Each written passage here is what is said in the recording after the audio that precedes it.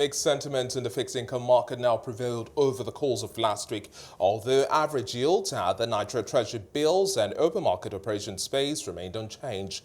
Mild pressure was also witnessed at the FGN bond segment, where average yields expanded by about 5 basis points week on week to about 13.2%. Mustapha Wahab, analyst at Chapel Hill Denham, joins me for the latest in the market. Thank you so much for joining us on the show today, Mustapha. Now, we had mixed sentiment in the fixed income market, but heavily weighed down by the bears. Let's talk about an overview of what played out last week, the opening sentiments we have this week, and what would likely tilt the balance this week. So I guess investors have more or less been, a lot more apprehensive, towards the short end of the fixed income curve. So what they are now doing is that a lot of activities that we're seeing is still basically from the bond side of things, and that's purely because of the fact that, and most of it is actually sell-off really. And it's clearly because, inflation is almost at the highest level that we've seen in about, 11 to 12 months. There's gross FX liquidity, and the impact of this is sort of driving investors sort of seek for more return to sort of make up for, inflationary pressure. So the impact of that is what is driving that sort of sell-off that we're seeing in the fixed income, especially in the long end of the curve. This week, we don't see a lot that's going to change. Only about 40 billion in OMO maturities that is coming in this week, so there won't be a lot of activities in the short end. In the long end, we are still probably going to be seeing a lot of sell-offs, across that level as investors, sort of continue to look for higher yield, to sort of cover for inflationary aggression that we've been seeing in the last couple of months. Let's also talk about the recent oversubscription we're also seeing in the bond markets now. I guess it also ties towards the story that I just painted. What we saw was that last week, FGN actually came out to raise fresh fund, but what we saw was that they actually did not do anything fresh. We saw about 214 billion actually came into the system, and so what they did was to take it out 100%.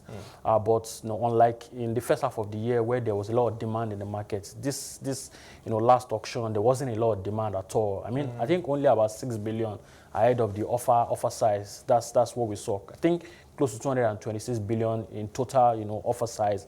So the impact of that just translates to, bid to cover ratio of around 1.3 times, which is clearly lower compared to what we've seen historically in prior times. So I guess that's what puts, pressure on the FGN to sort of, give out, more interest to cover that sort of, position, right? I think we saw average yield, rising by up to 126, basis point to about 7.2%.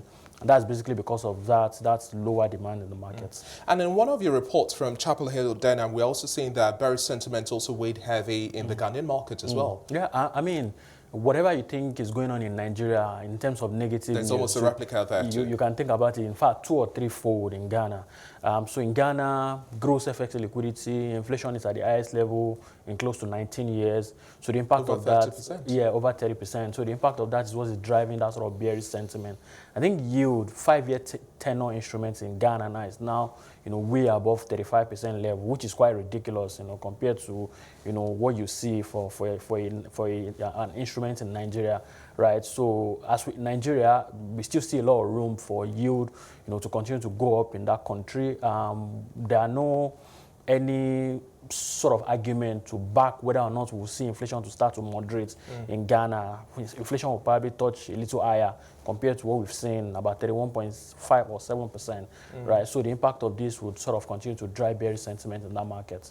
Okay, now, and then wrapping up the conversation, do you think we are going to see this system liquidity continue to thin out? Yeah, absolutely. David, if you recall, in 2021, up to 8.4 trillion actually matured in the system. This year, we've only seen about 4.9 trillion so far, right? For the rest of the year, just roughly around 1.4 trillion is going to be hitting the system, which is quite small compared to what we saw in first half and in 2021. So this is going to be driving an aggressive, thin liquidity in the market. So beyond liquidity that is thinning out, inflationary concern, FX challenges would also ensure that we'll probably continue to see that sort of bearish movement in the market, which basically means that we still see a lot of leg room for yield to actually track in a little higher going forward.